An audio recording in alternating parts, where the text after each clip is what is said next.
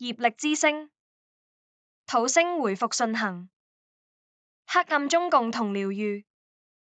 五星逆行嘅日子維持咗一段時期，終於由土星率先恢復順行，帶領我哋走上喺雙魚座嘅最後療癒之旅。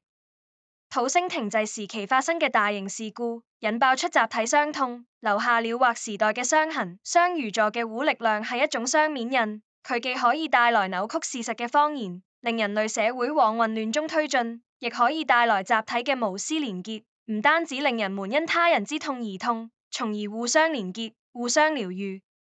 隨着土星恢復順行，我們需要將那啲想要逃避嘅情緒、糊不清嘅問題、未完成嘅療癒等，重新拉回正軌。宇宙顯化嘅大清洗，正催促人們將集體信念具體化為現實，唔再流於情緒化嘅埋怨，亦唔再流於感性嘅呼喊，而將承諾好嘅理想藍圖化為行動，顯化到自身以至集體社會之中。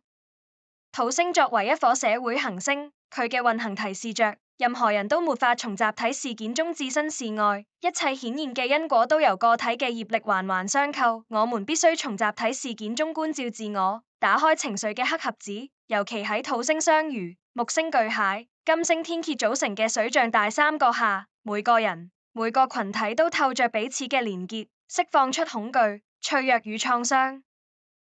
願人們在灰燼裏仍能相互看見，在痛苦與黑暗裏提煉出相互療癒嘅力量。